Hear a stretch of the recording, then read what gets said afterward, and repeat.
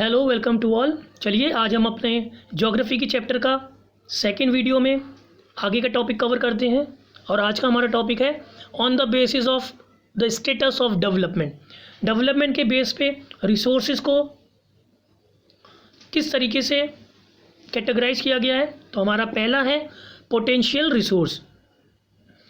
अब देखिए, potential resource का मतलब है ऐसे रिसोर्स जो हमें मिल गए हैं पर यूज़ नहीं कर पा रहे हैं, यानी कि ऐसे रिसोर्स जो हमें मिल तो गए हैं पर हम उसको सही तरीके से यूज़ नहीं कर रहे हैं। जैसे कि गुजरात हो गया, राजस्थान हो गया, है ना, उसके पास बहुत सारी ऐसी इन्यूमरस पोटेंशियल है काहे की सोलर एनर्जी की, लेकिन हम अभी तक उस रिसोर्सेज को यूज़ नहीं कर पा रहे हैं क्योंकि अभी हमारे पास इतना ज़्यादा टेक्नोलॉजी नहीं है या उसको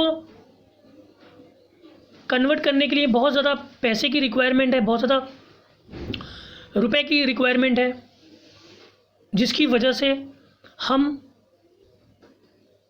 उस एनर्जी को या उस रिसोर्स को यूज़ नहीं कर पा रहे हैं। ओके, चलिए सेकंड देखते हैं डेवलप रिसोर्स। तो डेवलप रिसोर्स का मतलब वो रिसोर्स जो कि हम यूज़ भी कर रहे हैं और जिनके बारे में हमें पता भी है। तो resources which are served and their quantity and quality have been determined by for utilisation.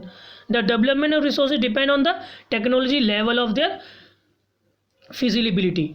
तो जो हमें जो रिसोर्सेज हमें जिनके बारे में पता है और जो हमारे सामने हैं भी और जिनको हम यूज़ भी कर रहे हैं, वो हमारे कहलाते हैं क्या, डेवलप रिसोर्सेज। जैसे कि हमारे पास कोल हो गया, है ना, वुड हो गया, ये ऐसी रिसोर्सेज हैं जो जिनके बारे में पता भी है और जिनको हम यूज़ भी कर रहे हैं।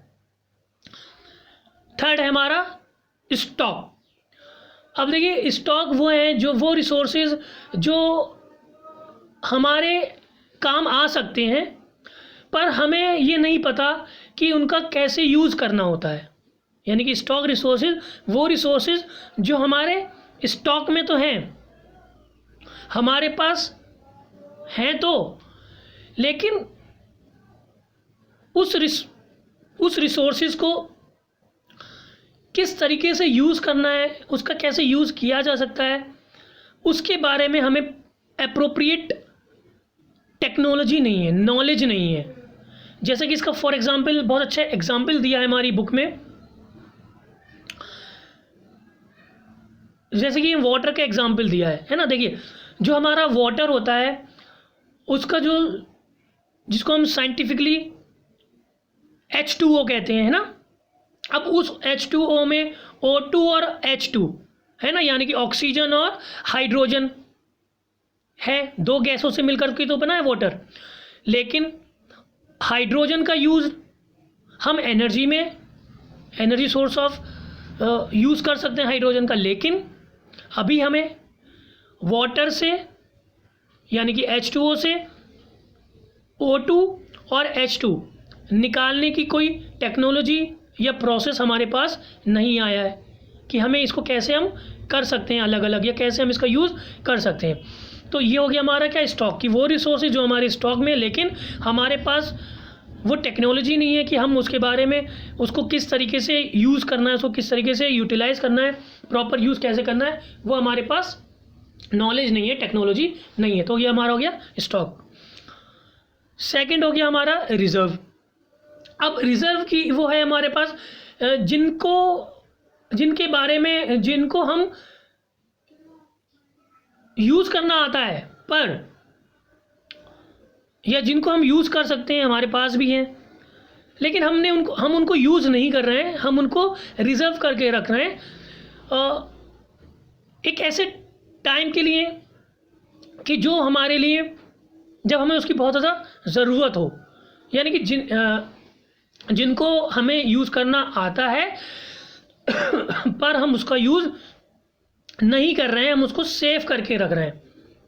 जैसे फॉर एग्ज़ाम्पल जो हमारी मिलिट्री है, उसके पास ऑयल है, पेट्रोलियम है, लेकिन वो ऑयल का यूज़ नहीं करती, वो ऑयल को रिजर्व करके रखती है। क्यों? कि अगर कोई इमरजेंसी पीरियड आ जाता है, कहीं युद्ध हो जाता है, तो जो हमारा जो इंपोर्ट होता है ऑयल, युद्ध के टाइम पे, इमरजेंसी के टाइम पे, वॉर के टाइम पे ऑयल का इंपोर्ट बंद हो जाएगा। तब फिर हम कहाँ से अपने टैंक्स वगैरह उनको यूज़ करेंगे? तो ऐसे टाइम ऑफ पीरियड के लिए हमें ऐसे रिसोर्सेज को क्या करना पड़ता है?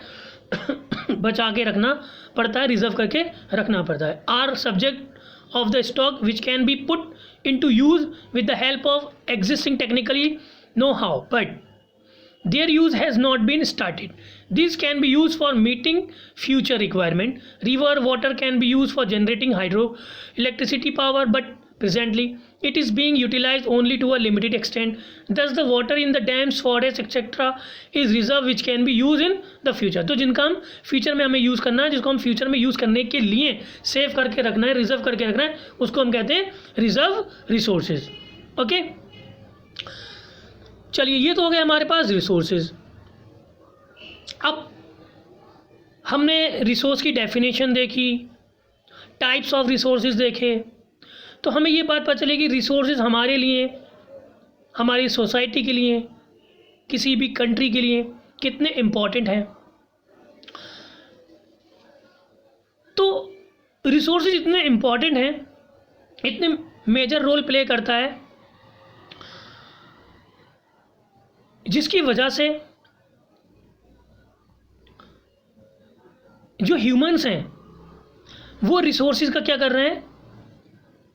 ओवर यूज़ कर रहे हैं, मिस यूज़ कर रहे हैं, इनडिस्क्रिमिनेटली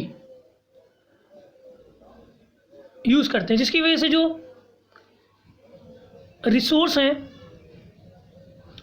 वो कहीं ना कहीं मिसयूज़ हो रहे हैं।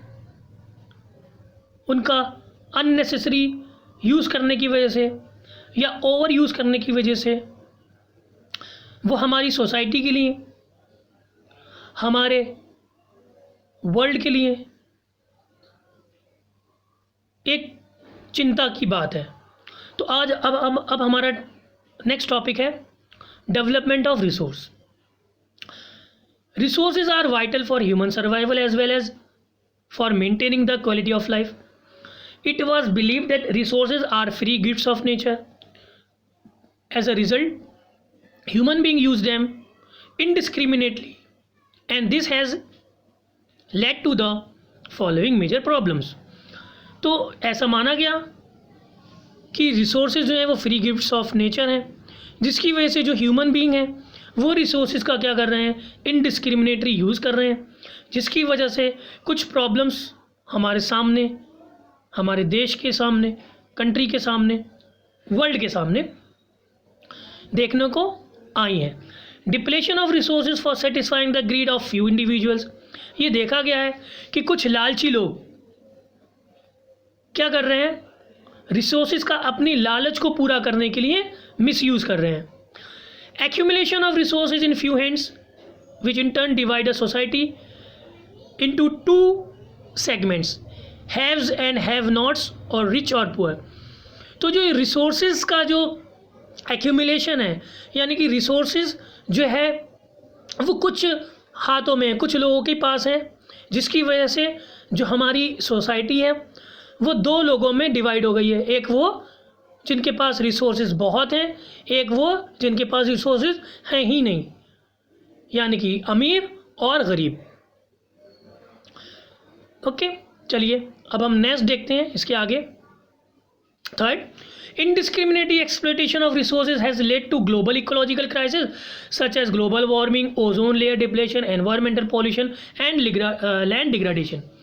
तो इस indiscriminate exploitation of resources, यानी कि जो indiscriminately resources को यूज़ करा जा रहा है, जिसकी वजह से जो हमारा रिसोर्स जो है वो क्या हो रहा है? एक्सप्लॉइट हो रहा है, बर्बाद हो रहा है, ख़त्म हो रहा है। उसकी वजह से हमारा जो इकोलॉजिकल बैलेंस है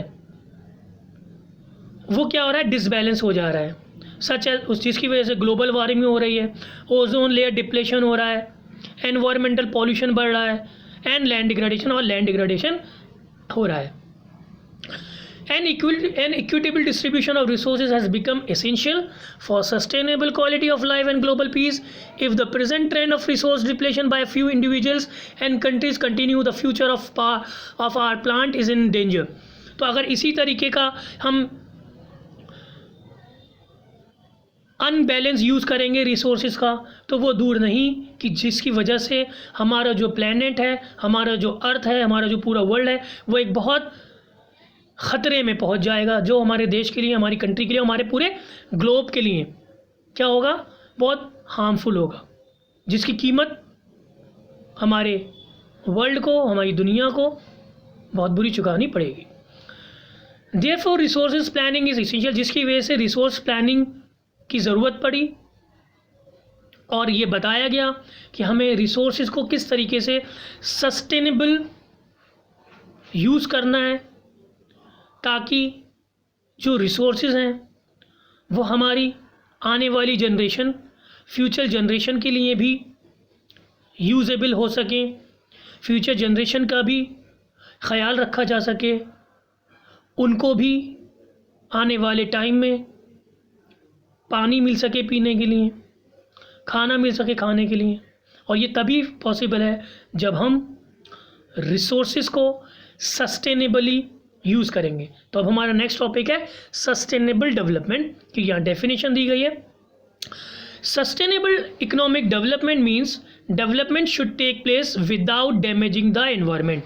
तो सस्टेनेबल डेवलपमेंट का मतलब है, sustainable economic development means development, जो डेवलपमेंट होना, डेवलपमेंट ज़रूरी है, लेकिन डेवलपमेंट होना चाहिए कैसा, इस तरीके का डेवलपमेंट होना चाहिए कि उससे किसी भी तरीके का एनवायरनमेंट को डैमेज ना हो, एनवायरनमेंट को नुकसान ना हो, और development in the present should not compromise with the needs of the future generation. और जो डेवलपमेंट है वो किसी भी तरीके से आने वाली जनरेशन, आने वाली फ्यूचर जनरेशन के साथ कंप्रोमाइज़ ना करे, यानी कि फ्यूचर जनरेशन को ध्यान में रखते हुए हमें रिसोर्सेज को सस्टेनेबली यूज़ करना है, हमें डेवलपमेंट को सस्टेनेबल डेवलपमेंट की तरह यूज़ करना है। यानी कि डेवलपमेंट करना है, लेकिन डेवलपमेंट का मतलब ये ना हो, मकसद ये ना हो कि हम सिर्फ उस समय की बात करें जिस पीरियड में हम रह रहे हैं और मिसयूज़ कर रहे रिसोर्सेज का, डेवलपमेंट के चक्कर में, डेवलपमेंट को ध्यान में रखते हुए हम रिसोर्सेज को अननेसेसरी यूज़ करते रहें और हमारी आने वाली फ्यूचर जनरेशन के लिए वो नुकसानदेह साबित हो। इसीलिए रियो डी जेनेरियो अर्थ समिट बहुत इंपॉर्टेंट टॉपिक है, बहुत इंपॉर्टेंट पॉइंट है। रियो डी जेनेरियो अर्थ समिट 1992 में ब्राज़ील का रियो डी जेनेरियो, जहाँ पर एक अर्थ समिट होती है, एक मीटिंग होती है वर्ल्ड की। In June 1992 more than 100 heads of states met in Rio de Janeiro. 100 से ज़्यादा head of the countries Brazil के रियो डी जेनेरियो में एक समिट में, एक मीटिंग में जाते हैं, जो कि पहली बार ऑर्गेनाइज की जाती है। Summit was convened for addressing urgent problem of environment protection and socio-economic development। ये जो समिट है, ये जो मीटिंग है, वो एक अर्जेंट प्रॉब्लम के ऊपर बुलाई जाती है, जिसमें एनवायरमेंट प्रोटेक्शन, यानी कि जो हमारा एनवायरमेंट है उसके प्रोटेक्शन के ऊपर बात करने के लिए, एंड सोशियो इकोनॉमिक डेवलपमेंट, और किस तरीके से हमें सोशियो इकोनॉमिक डेवलपमेंट के ऊपर ध्यान देना है एट द ग्लोबल लेवल पर। The assembled leaders sign the declaration on global climatic change and biological diversity. बहुत सारे लीडर्स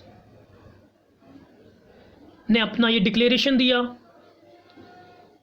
कि किस तरीके से जो ग्लोबल क्लाइमेट चेंज आ रहा है and biological diversities, the Rio convention endorse the global forest principle and adopted agenda 21 for achieving sustainable development in the 21st century. तो इस मीटिंग में एक 21 एजेंडा सेट किया जाता है जो सस्टेनेबल डेवलपमेंट को ध्यान में रखते हुए आगे आने वाली 21st सेंचुरी के लिए हेल्पफुल हो, और उसी एजेंडे के ऊपर पूरी कंट्रीज़, पूरा वर्ल्ड, पूरा ग्लोबल वर्क करें ध्यान में रखते हुए। अब ये एजेंडा 21 क्या था, इसको हम देखते हैं। It is the declaration signed by world leaders in 1992 at the United Nations Conference on Environmental and Development। तो यहाँ पर 1992 में एक डिक्लेरेशन साइंड होता है वर्ल्ड के टॉप मोस्ट लीडर्स के थ्रू यूनाइटेड नेशन कॉन्फ्रेंस में, जो कि एनवायरमेंटल एंड डेवलपमेंटल के लिए करी गई थी, which took place at Rio de Janeiro, जो हम ऊपर पढ़ चुके हैं, ये रियो डी जेनेरियो में हुई थी। इट एम्स, अब इसके जो एम है वो इम्पॉर्टेंट है। It aims at achieving global sustainable development. इसका जो एम था वो क्या था, उसका एम था अचीविंग ग्लोबल सस्टेनेबल डेवलपमेंट। इसमें एक एजेंडा रखा गया था, it is an agenda to combat environmental damage, ख़त्म करना एनवायरमेंटल डैमेज को, क्या करना, कम करना, ख़त्म करना, रिमूव करना, पॉवर्टी को रिमूव करना, बीमारियों को दूर भगाना, ख़त्म करना, through global cooperative and common interest, mutual needs and share responsibilities. इसके अलावा इसमें जो मेन ऑब्जेक्टिव था जो रखा गया वो क्या था कि agenda 21 is that every local government should draw its own local agenda, कि ये जो रियो डी जेनेरियो में एजेंडा 21 बना, उसी तरीके से, ये तो ग्लोबली हुआ, उसी तरीके से हर देश की लोकल गवर्नमेंट या हर देश की गवर्नमेंट भी अपने देश में, अपनी कंट्री में एजेंडा 21 अपने अपने बेस पर निकाले, लॉन्च करे। ये इसका मेन ऑब्जेक्टिव था। तो that's it for today's video. Next video में हम आगे का कवर अप करेंगे। Thank you and have a nice day.